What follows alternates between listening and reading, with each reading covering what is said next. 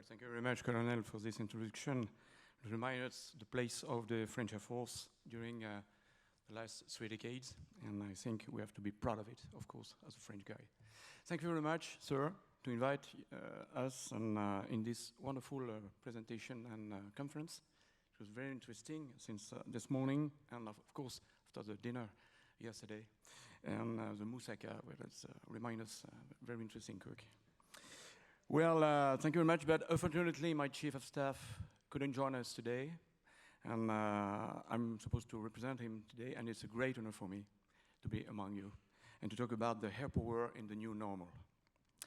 Well, I just would like to focus on 4 points and during a few minutes, so I try not to talk about the French Air Force, Space Force, but I would like to talk my insights in the new normal, what I understand by this, and after talking with my chief. Faced with the crisis in Ukraine and the challenges to international law, the Air Forces must adapt this new environment. I think, as a deputy commander of the Air Defense and Air Operations Command, I'm very well, on the right location to talk about this, because we're involved since February the 24th at the first time, and we arrived in the eastern flank because we have Air and Policy Mirage 2000, who's flying just over this the border at the same time, and from Saint-Dizier, because one of the main, I think, interests we have in France, we can take off from Saint-Dizier, Mont-de-Marsan, and direct go to the eastern flank.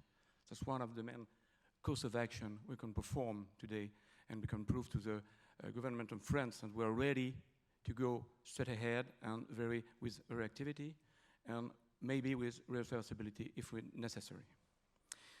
First point, I would like to talk about the strategic environment in my position as a French guy with, of course, the nuclear weapon.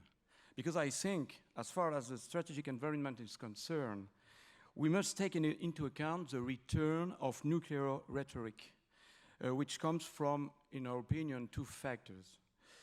A dialectic of nuclear power by certain competitors, and we were with Guy you are talking about. And of course the observation that European and national soul, the French one of course, but all the other I suppose, is no longer a sanctuary. Strategic depth appears once again as a major resilient factor and imposes us to adapt our strategy, our military strategy. Furthermore, because of the globalization of effects, we can observe a feedback directly on our territories with the targeting of all opinions, the struggle of influence, and problem of access to raw materials, man resources, which in turn generate strong economic impacts. What about the operation in this context? I think definitely it's necessary to mention all the operation aspects in this new normal environment. In order to conduct them effectively, the key to success lies in the strategic function of anticipation through the mastery of intelligence and influence, offensive, defensive, and institutional. Indeed, the start of war in Ukraine on the 24th February of 2022 has reaffirmed the concept of the fog of war and uncertainty in the face of our desire to achieve a transparent battlefield. ISR is therefore a primary function of our situational awareness, especially, but not only, from space. Then, in this context, air superiority is definitely paramount to effectively conduct multi-domain operations, even if having air superiority is not a sufficient condition to win a multi-domain operation. Therefore, it's necessary to be able to work jointly with other services, as the previous presentation said, Navy, Army, and of course, Space Command as well. But also, we don't forget the intangible fields as cyber, infra-ops, and of course, electronic warfare. The goal remains to be able to identify adversary vulnerability points in order to apply synchronized multi-domain effects in a timely manner. I think this morning someone talked about we have to manage exactly what's the adversary supposed to do before him, anticipate, and after ready to deter him to perform such an action. That is very important today and in the new normal. I also mentioned in my introduction the disappearance of our century. We need to make our forces more agile and more resilient. I think the example of the Ukrainian forces prove that we need the resilience. I'm not sure, I talk about the French guy, I'm not sure we're so resilient that Ukrainians prove today, each day, from the beginning of this war. And this is a real challenge we have in the command, as we said just in the morning, and for all the airmen we have to combat, to fight competitors or an enemy. We perform in the Air Force, we try to perform the ACE concept, the Agile Combat Employment, and that stands in France on the logistical concept, which is called MORAN. And if you were in the history of France Air Force, this is the name of First World War aircraft. And the objective is to perform many agile deployments with a small logistical footprint across Europe by pushing our technicians and logisticians to think statistics and probability to build their spare parts needs. But this also implies questioning the rules we've made in each operation. Share cross-servicing, sharing of spare parts, greater interoperability, reacquisition of versatility, while we have over-specialized our personnel, all of this in a worthiness context where we couldn't navigate, definitely, because sometimes we need to have some rules and a worthiness, disappointingly, we have to talk about this during this operation. To provide with a tangible exercise all the evolution of our process, I think it's very interesting, to focus on in-your-course exercise.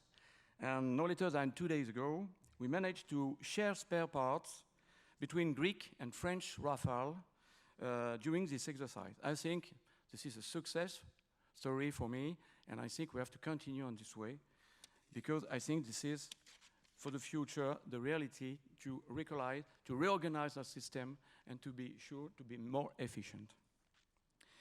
But without any operational preparation, nothing could happen in the operation. In order to acquire all the skill, operational readiness is a major issue for the French Air Space Forces as the other one. We must optimize our activity and find synergies at all levels.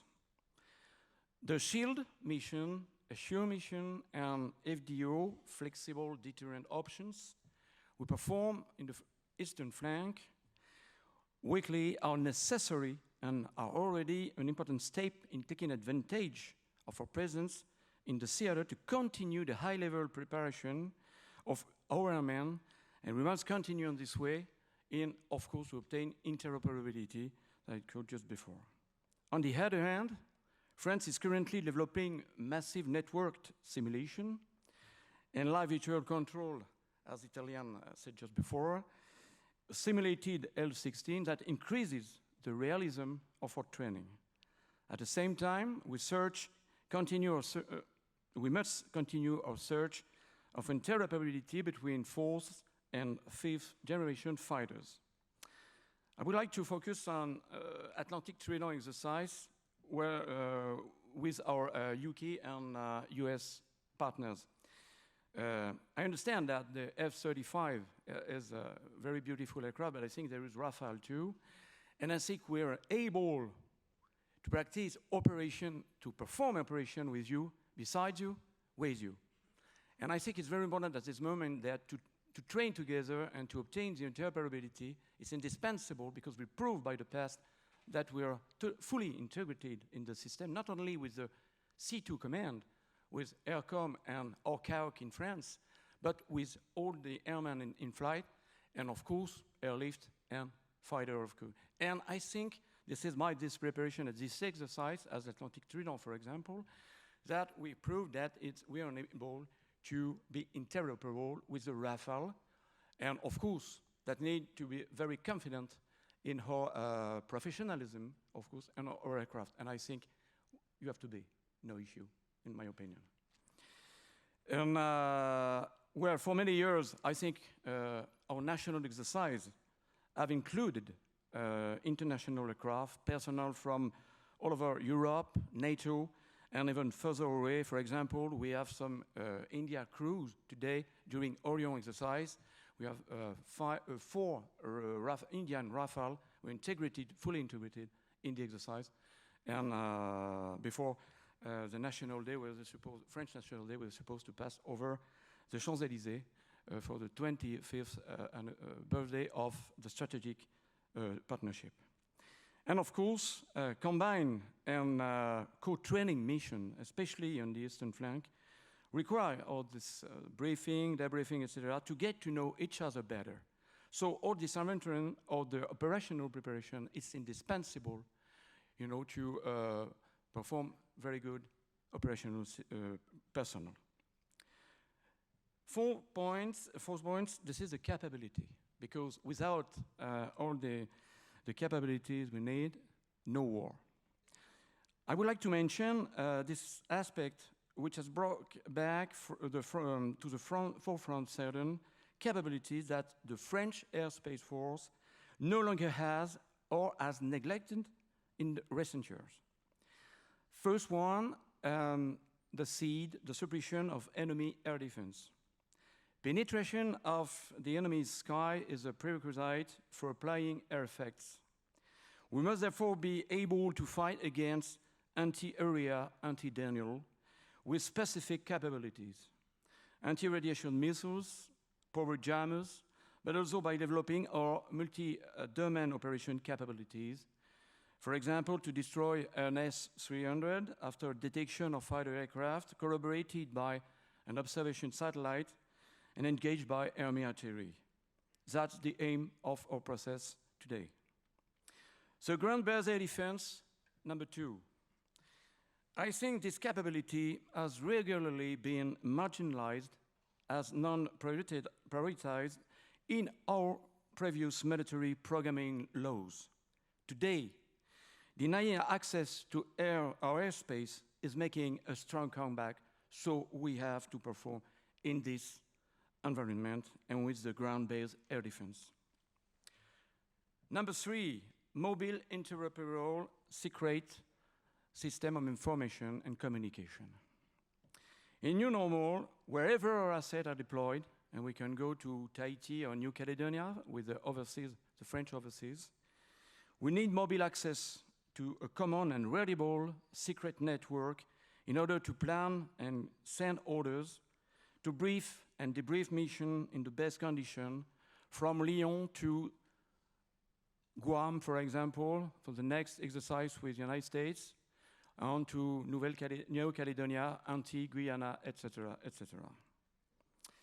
It's a real challenge for the near future, and we are to conduct, with the industrial, of course. Finally, ISR capabilities may always be developed and multiplied in order to enhance our intelligence power and thus allow us to anticipate competitors or enemy courses of action. To conclude my brief statement, I will quote the words of the French Chief of Defense, General Thierry Gouaichault. Win the war before the war. Regarding the air component, that imposes on us a more efficient air command and control by enhancing decision loop, managing the struggle of influence, and finally, to continue to improve interoperability with all our partners during all national exercise, such as Iniokos in Greece and Volfa in France, where you're all invited, of course. Thank you very much for your attention, and we are ready to answer to your question after. Thank you very much.